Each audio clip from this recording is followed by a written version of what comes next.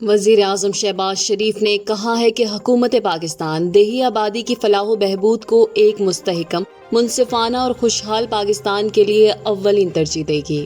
ان کا کہنا تھا کہ ملک کی دیہی آبادی نہ صرف ہماری غذائی ضروریات پوری کرتی ہے بلکہ ہماری صدیوں پرانی ثقافتی اور معاشرتی اقتدار کو بھی زندہ رکھتی ہے۔ انہوں نے کہا کہ ہماری حکومت دیہات میں بسنے والے افراد کی ترقی کے لیے اپنی وابستگی کا اعادہ کرتی ہے۔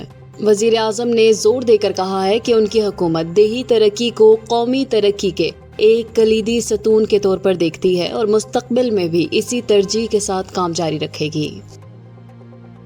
ملک میں خصوصی سرمایہ کاری سہولت کونسل کے تحت پالیسی اصلاحات کے نتیجے میں توانائی کے شعبے میں نمایاں ترقی دیکھنے میں آئی ہے۔ کونسل نے توانائی کے شعبے کو مستحکم بنانے کے لیے براؤن فیلڈ ریفائنری پالیسی میں ترمیم کی ہدایت جاری کی ہے، جس کا مقصد ان ریفائنریز میں $6 ارب کی سرمایہ کاری سے پرانے منصوبوں کی بحالی ممکن بنانا ہے۔ کونسل کی سفارشات میں سیلز ٹیکس میں بہتری، پیٹرولیم مصنوعات کی اسمگلنگ کی روک تھام اور ڈیزل کی درآمدات سے متعلق اصلاحات بھی شامل ہیں۔ اس کے علاوہ ریفائنری سیکٹر کے لیے 7 سالہ ٹیکس پالیسی کی ضمانت پر بھی غور کیا گیا ہے تاکہ سرمایہ کاروں کا اعتماد حاصل کیا جا سکے۔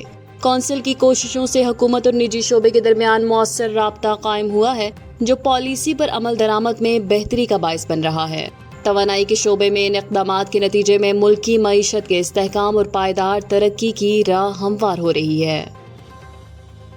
وفاقی حکومت نے بین الاقوامی مالیاتی فنڈ IMF کی ایک اور اہم شرط پوری کر دی ہے، جس کے تحت گریڈ 17 اور اس سے اوپر کے تمام سرکاری افسران کے اثاثے عوام کے سامنے لائے جائیں گے۔ اب افسران کو اپنے اور اپنے اہل و عیال کے ملکی و غیر ملکی اثاثے ڈیجیٹل طریقے سے فائنل کرنا ہوں گے۔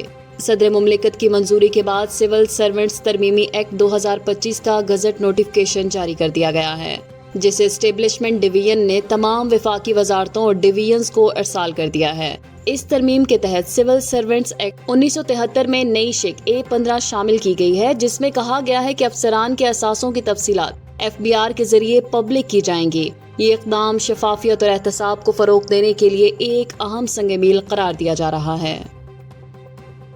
سندھ کے سرکاری اسپتالوں میں ادویات کی خریداری کے عمل میں قواعد و ضوابط کے خلاف ورزیوں کا انکشاف ہوا ہے۔ جہاں کم میعاد والی دوائیں خریدی جا رہی ہیں، ان ادویات کی قیمتیں طویل میعاد والی دواؤں کے مقابلے میں کم ہونے کی وجہ سے اسپتالوں میں انہیں ترجیح دی جا رہی ہے۔ حالانکہ یہ اقدام مریضوں کی صحت کے لیے خطرناک ثابت ہو سکتا ہے، یہ سلسلہ صرف ایک بار کا نہیں بلکہ ہر سال سامنے آنے والے مبینہ گھپلوں کا تسلسل ہے۔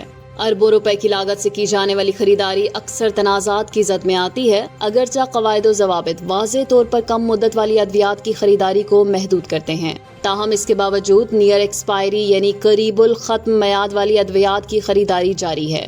یہ معاملہ شفافیت، احتساب اور مریضوں کی صحت کے حوالے سے سنگین سوالات کو جنم دیتا ہے۔ غزہ پر اسرائیلی حملوں کا سلسلہ بدستور جاری ہے اور صرف گزشتہ 24 گھنٹوں میں 90 سے زائد فلسطینی شہید ہو چکے ہیں۔ اسرائیلی فوج نے امداد کے منتظر فلسطینیوں پر بھی حملے کیے، جس میں چند ہفتوں کے دوران 743 شہریوں کو شہید کیا جا چکا ہے۔ غزہ سٹی میں ایک رہائشی مکان پر بمباری کے نتیجے میں کم از کم 12 افراد جان کی بازی ہار گئے۔ گزشتہ روز کے دوران اسرائیلی فضائی حملوں میں 78 فلسطینی شہید ہوئے تھے۔ فلسطینی وزارت صحت کے مطابق صرف ایک دن میں ہسپتالوں میں کم از کم 80 شہداء اور 304 زخمیوں کو منتقل کیا گیا۔ اسرائیل نے 18 مارچ کو حماس کے ساتھ جنگ بندی توڑی تھی، جس کے بعد سے اب تک شہداء کی تعداد 6860 سے تجاوز کر چکی ہے، جبکہ زخمیوں کی تعداد 24220 سے زائد ہو چکی ہے۔